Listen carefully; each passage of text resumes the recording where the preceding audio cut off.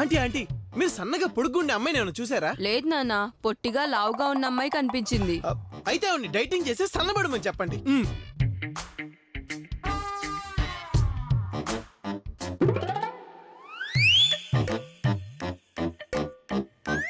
నిజంగా నా ప్రేమలో నిజాయితీ ఉంటే మనస్ఫూర్తిగా నేను ఆమెని భారీగా కోరుకుంటున్నాను కాబట్టి తప్పకుండా వరుదిని నా మాట నమ్ముతుంది.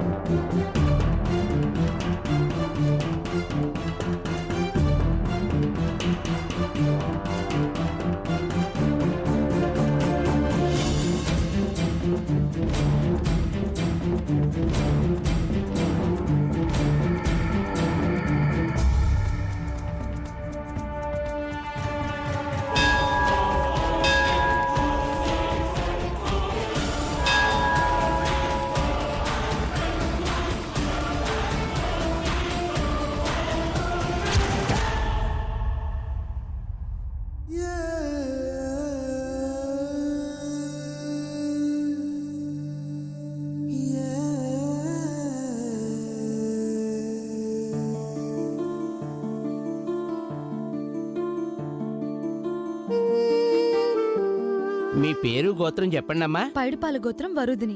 ఓం పైడిపాల గోత్ర నామధేయస్య ఓం వరూదిని నామధేయస్య.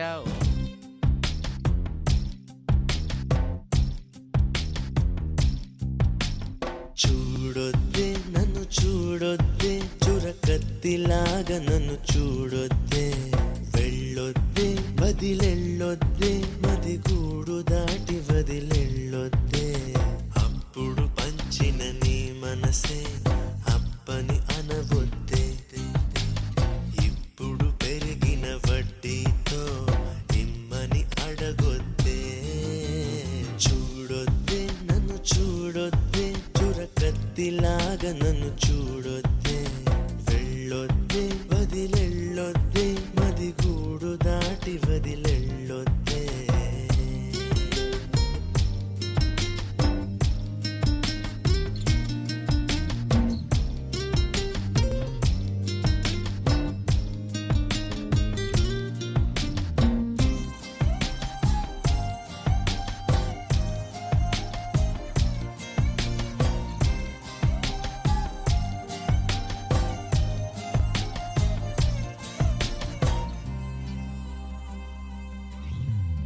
వద్దు వద్దంటూ నేనున్నా, వయసే గిల్లింది నువ్వేగా, పో పొమ్మంటూ నేనున్నా, పొగల అల్లింది నువ్వేగా. నిదరోతున్న హృదయాన్ని లాగింది నువ్వేగా, నలుపై ఉన్న రాత్రికి రంగులు నువ్వేగా. నాతో నడిచే నా నీడా నీతో నడిపావే.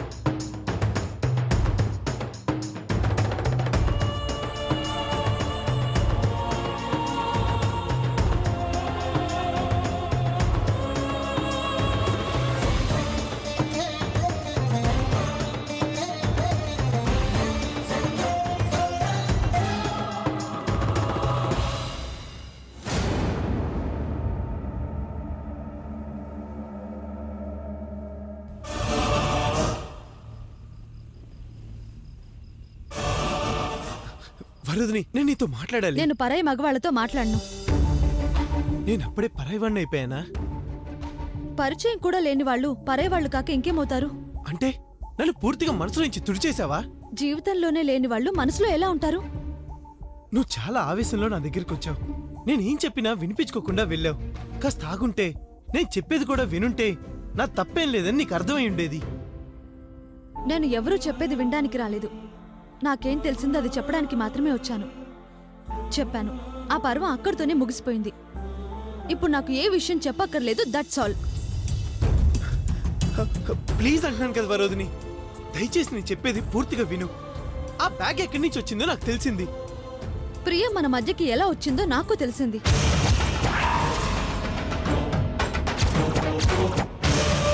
మీరు డబ్బు లెక్క గురించి మాట్లాడుతున్నాను. నేను జీవితం లెక్క గురించి మాట్లాడుతున్నాను. మీ జీవితంలోంచి నన్ను తీసేయాలనుకున్నారు. అది మీ ప్రియురాలి కోసం. అది మీ ఇష్టం. మీకు నచ్చిన దాన్ని పెళ్లి చేసుకోండి. నేనేం అడ్డుపడను. మీ జోలికి రాను. అయ్యో, నేను ప్రియని పెళ్లి చేసుకోవటం ఏంటి? నువ్వేదో అపార్థం చేసుకుని మాట్లాడుతున్నావు. నిజం చెప్పేదాకా ఎందుకు ఆగట్లేదు? ఏంటా నిజం? అది నాకు తెలుసు. మీకు ప్రియ కావాలి. ఆమెని పెళ్లి చేసుకోవాలంటే చట్ట ప్రకారం మీకు విడాకులు కావాలి. అంతే కదా? ఏ కోర్టుకు రావాలో చెప్పండి. ఎన్ని వాయిదాలు తిరగాలో చెప్పండి. ఎక్కడ సంతకాలు పెట్టాలో చెప్పండి. నేను రెడీగా ఉన్నాను. ఎప్పుడంటే అప్పుడొచ్చి కోర్టు వలిచిన విడాకుల కాగితాలు మీ మొహాన కొట్టేస్తాను. అప్పటిదాకా నా దగ్గర ఇలాంటి నాటకాలు ఆడొద్దు.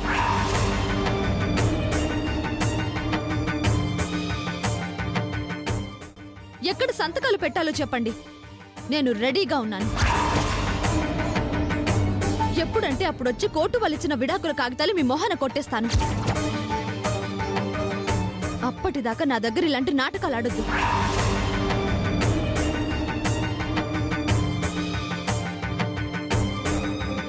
అబద్ధానికి ముసుగేసి నిజమని నమ్మించడానికి ట్రై చేయొద్దు.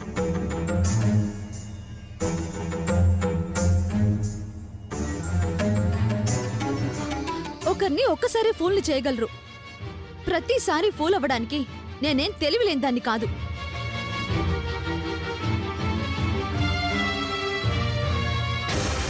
అన్నీ తెలిసిన వాళ్ళకి ఏమీ తెలీదనుకుని ఏదో చెప్పేస్తే సరిపోతుందని అనుకోకండి. ఈ జన్మలో ఈ వరుదిని మీ మాట నమ్మదు నమ్మదు నమ్మదు.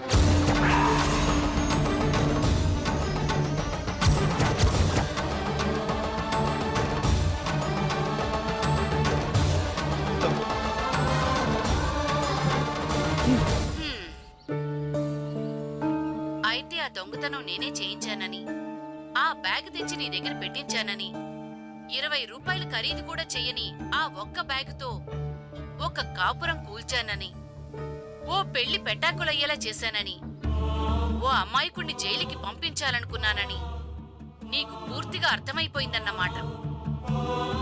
ఎక్కడి బ్యాగ్ ఎక్కడికొచ్చిందో, ఎవరి డబ్బు ఎవరి చేతులు మారిందో, ఈ నాటకం తెర ముందున్నదెవరో తెర వెనకాలున్నదెవరో అన్నీ కనిపెట్టగలిగావు. ఈ విషయంలో నువ్వు విజయం సాధించినందుకు నా మనసు ఉప్పొంగిపోతోంది.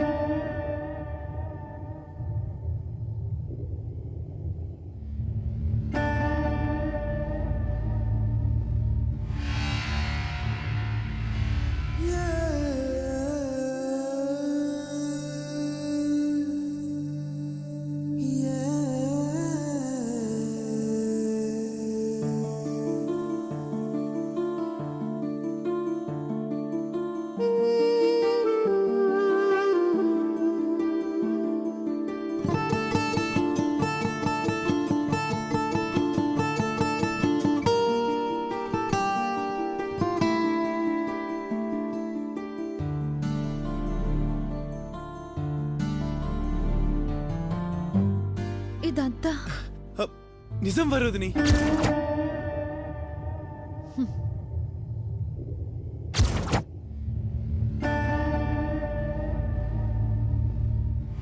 ఆ మిమిక్రీ ఆర్టిస్ట్ అడ్రస్ చెప్పండి.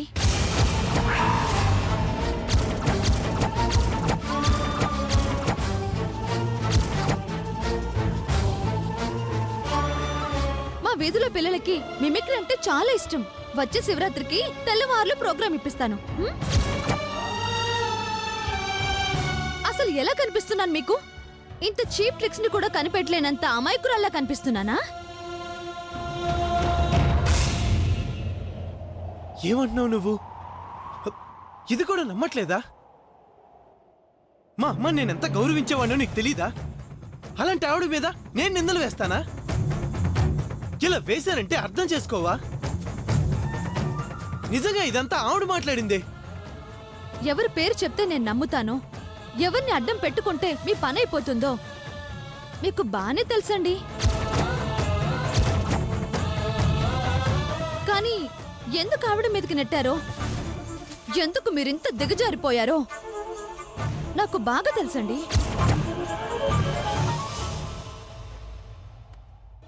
ఇన్నాళ్ళు నేను మూర్ఖంగా ఉన్నాను. ఎదుటి వాళ్ళ మూర్ఖత్వం చూస్తే ఎంత ఒళ్ళు మండుతుందో ఇప్పుడు నాకు తెలుస్తుంది. నువ్వు కూడా ట్రాప్ లో పడిపోయావంటే అది నీ తప్పు కాదు. అంతగా మనుషుల్ని నమ్మించడం ఆవిడ గొప్పతనం. ఇన్నాళ్ళు నేను అమ్మ అనే గొడుగు కింద బ్రతుకుతున్నాను అనుకున్నాను. కానీ నా కాళ్ళ కిందే నా కోసం ఒక సమాధి తయారు చేస్తుందని ఊహించలేకపోయాను. నేను ఆ ఊబి నుంచి బయటపడి ఊపిరి పీల్చుకునే లోపే ఆవిడ తెలివిగా నిన్ను ఊబిలోకి నెట్టేసింది. అవును, ఆవిడ అలాంటిదే.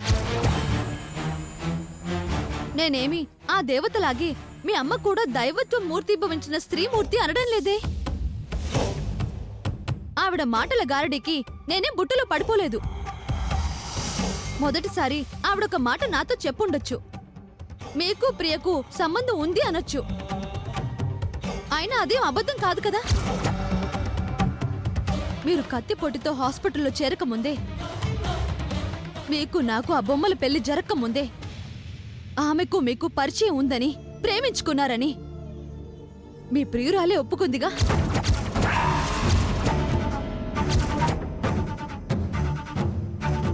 దీనికేం జవాబు చెప్తారు మిస్టర్ పార్థసారథి? పార్థసారథి,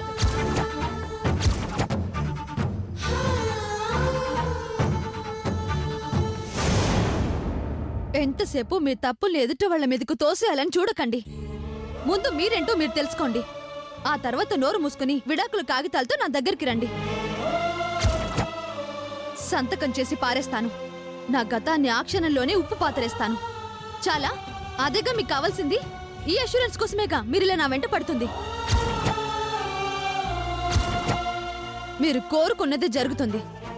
అంతవరకు గుడ్ బై. వరదని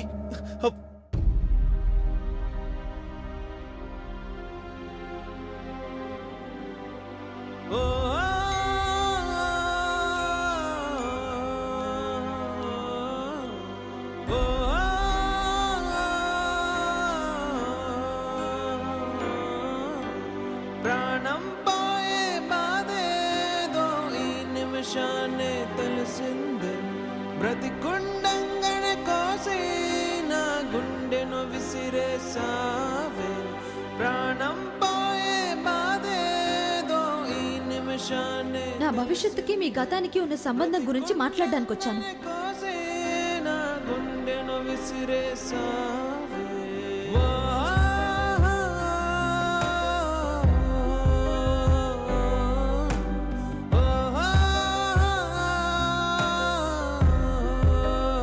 పార్దు నా భర్త అని ఇప్పటి వరకు నేను అనుకున్నాను.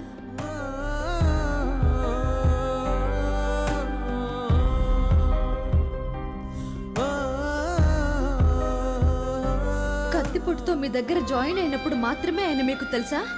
అంతకు ముందే తెలుసా?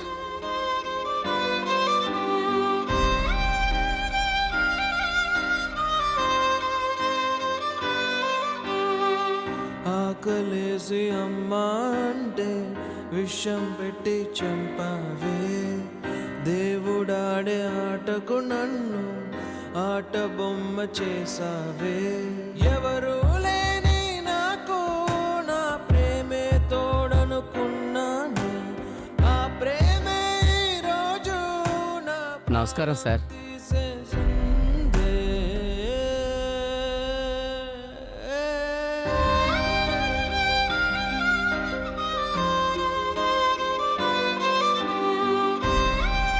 ఆయనకు మీకు అంతకు ముందే పరిచయం ఉందా లేదా?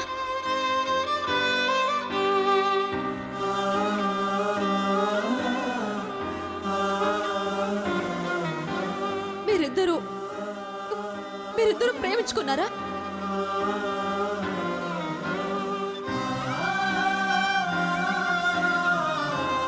మీరు చెప్పాల్సింది చెప్పారు. ఏం చెయ్యాలో నాకు అర్థమైంది.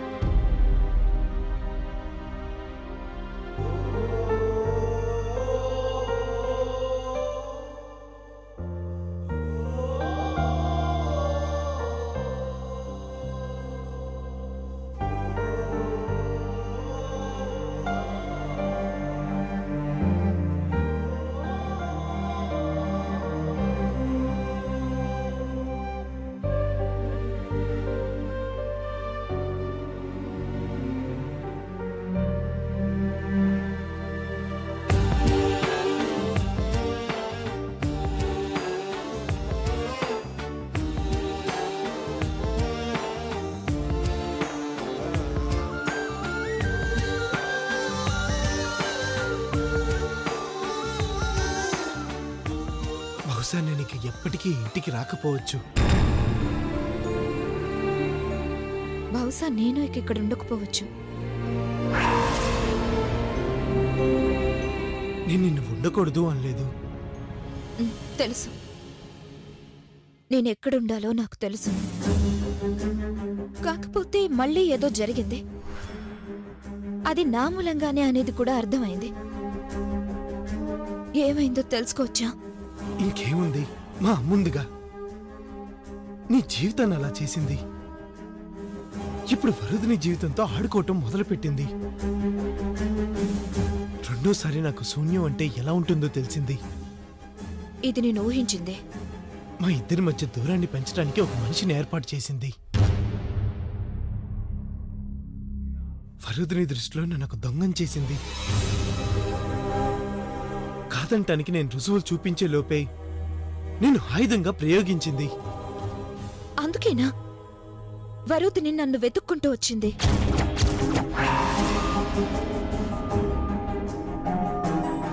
అంటే ఇక్కడి నుంచి అక్కడికి వచ్చిందా? మీ అమ్మే పంపించుంటుంది.